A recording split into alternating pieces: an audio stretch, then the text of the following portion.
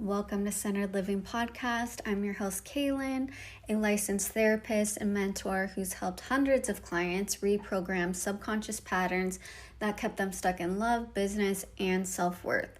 I spent years studying how perception and attachment patterns shape the way we experience reality. And when you understand this, you can start shifting lifelong patterns with precision. In this podcast, I'm going to walk you through how your reoccurring patterns are created, how those patterns are structured, and most importantly, how to start breaking unwanted patterns starting today. Now, I'm not teaching this from theory. I actually used to live inside repetitive loops and patterns, constantly overgiving, proving myself, equating worth with effort.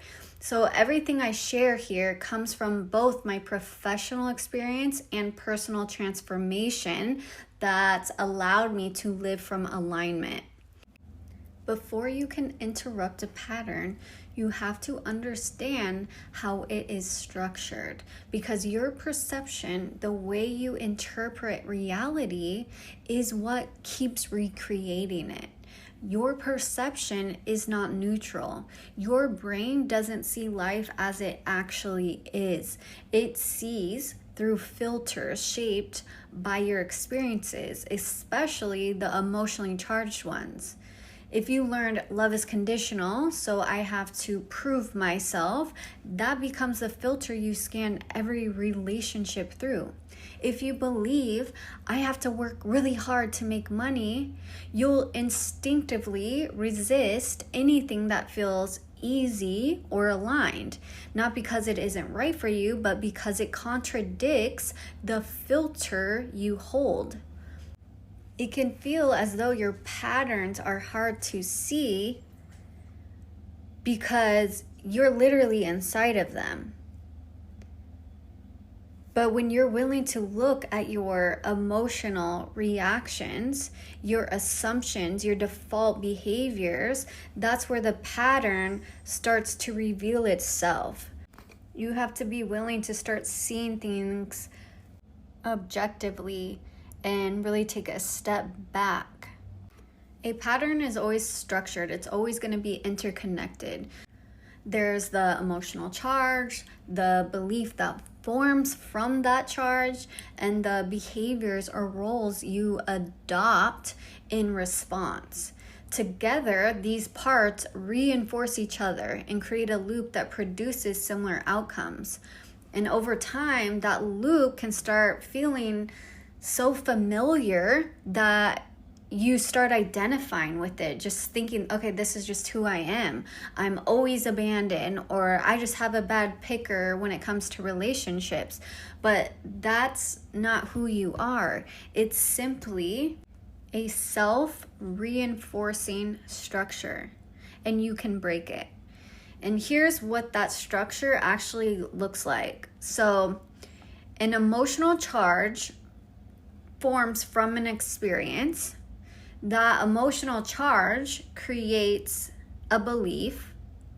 The belief shapes your perception. Your perception triggers the same emotions, similar emotions. Those emotions drive the same behaviors, and the behaviors create the same outcomes. And the outcome reinforces the original emotional charge, and the cycle repeats. It's literally a feedback system. Your nervous system, your subconscious experiences something, interprets it, assigns meaning, acts from that meaning, then recreates the experience, therefore strengthening the meaning. In simple terms, your internal world shapes your external world, and your external world keeps confirming your internal world. This is why emotions are feedback, not directives. They reflect back your belief system. They reflect the meaning you are giving to situations. So when you stop reacting automatically and start listening to emotions as feedback, the pattern begins to dissolve. The emotional charge becomes neutralized because you start looking at the meaning you're giving to situations. You start looking at it objectively. Is this actually true, or is this being filtered through an old belief? Is this being filtered through my past pain? And that moment of awareness interrupts the loop. It gives you the space to choose a new interpretation, a new response, and eventually a new outcome. Your patterns are designed to repeat automatically until something interrupts them. They are held up by a mix of variables: your actions, your habits, your self-image, the way you interpret the world around you. For example, if you keep experiencing betrayal, it's not because you have bad luck. It's because the loop keeps replaying until the belief and the emotional charge underneath it are resolved. Maybe the pattern started when trust was repeatedly broken in childhood, when love felt inconsistent, fragile, or unpredictable, when you didn't know which version of your caregiver you were going to get, when affection and safety felt conditional, when connection required you to perform, to shrink yourself. Well, that becomes your baseline. To the subconscious, familiar equals safe, even when it hurts, even when it's chaotic, even when it leaves you anxious, hyper-aware, or unsure. Your subconscious doesn't choose what's healthy as an adult, especially. It chooses what is familiar, what has kept you safe all these years. So you adapt around the familiar. You start expecting betrayal, and your beliefs shape themselves around that expectation. You may have formed beliefs like, I'm unlovable, I'm not enough, if I don't work for love, it's gonna disappear, I really have to prove myself. From that lens, you interpret people and situations through the assumption that eventually you are gonna be disappointed, betrayed, abandoned. Then without realizing it, you continue to play out the same survival roles you took on, you learned in childhood, because the reasoning behind your behavior never got updated. It worked then in childhood, right? It got your needs met, but now it actually does not support you any longer. You're not in that same environment. You're no longer a powerless child anymore.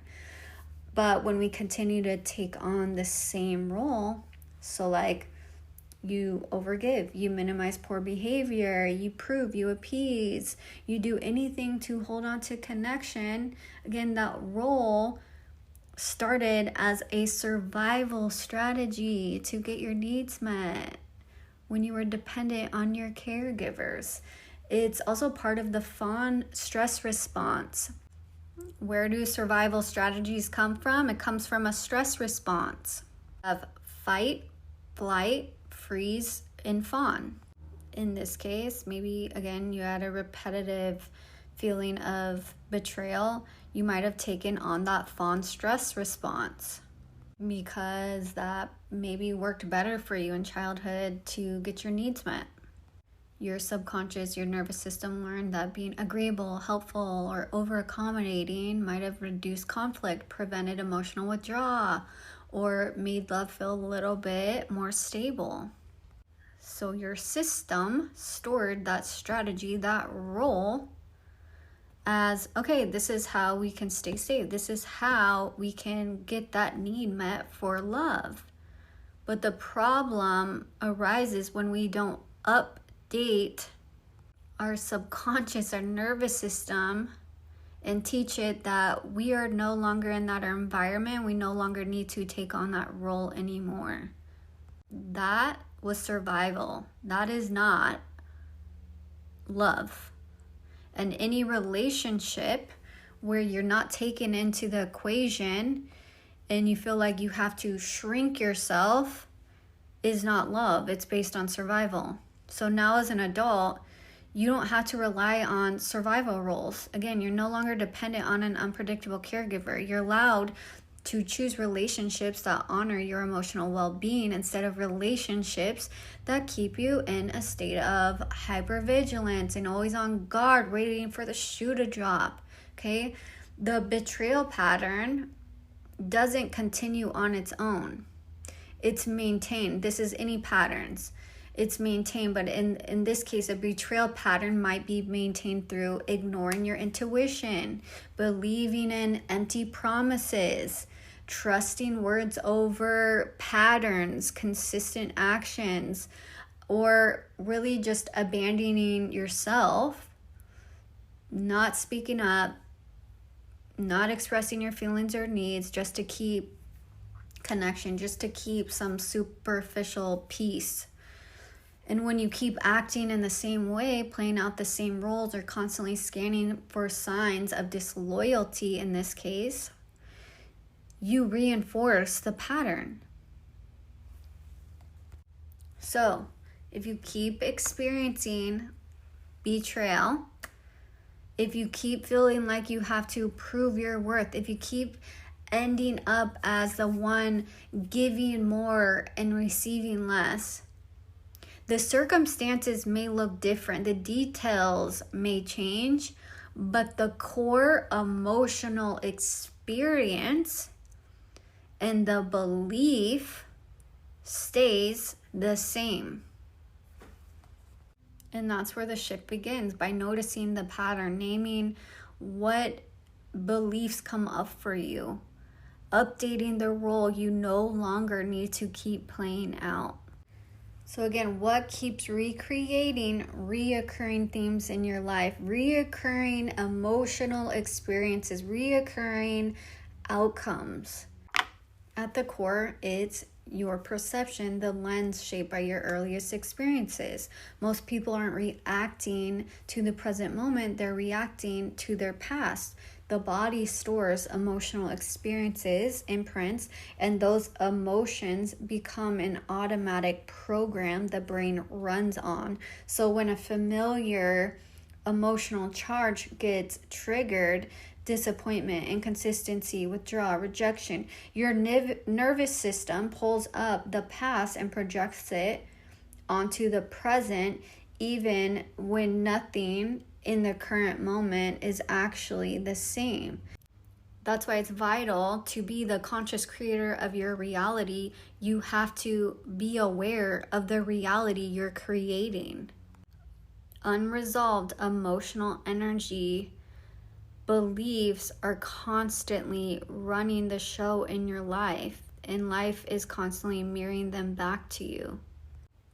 Your beliefs trigger an emotional reaction. The emotional reaction drives your behavior. Your behavior recreates the same dynamic, and the outcome reinforces that emotional charge, that original belief. The people may be different. The timing may be different. The environment may be different. Even the intensity of the pattern, the emotional experience may feel different. But overarching, the emotional template and the belief stays the same. The same fear, the same wound, the same inner storyline playing out in a new form. Our unwanted patterns, especially in relationships, are rooted in unresolved attachment dynamics. Our earliest attachment figures are our caregivers, and as adults, our romantic partners become our closest attachment figure. And anything that never got resolved with your caregivers gets carried into adult relationships, especially with that romantic partner. Not because, life wants to punish you or something, but because your subconscious is trying to finish the story. Your system is always seeking completion.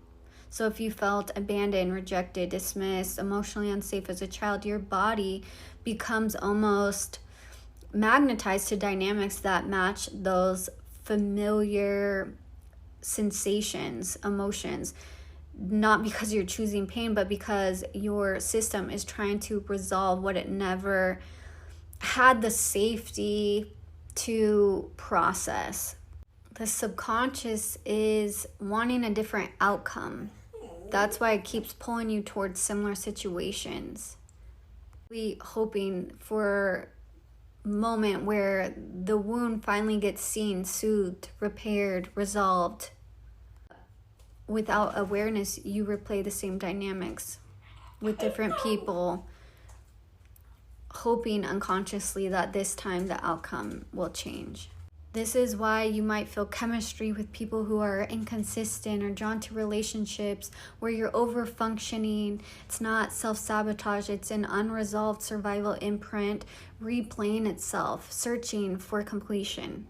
And once you understand your nervous system, your subconscious is just seeking resolution, it can become easier to interrupt this pattern.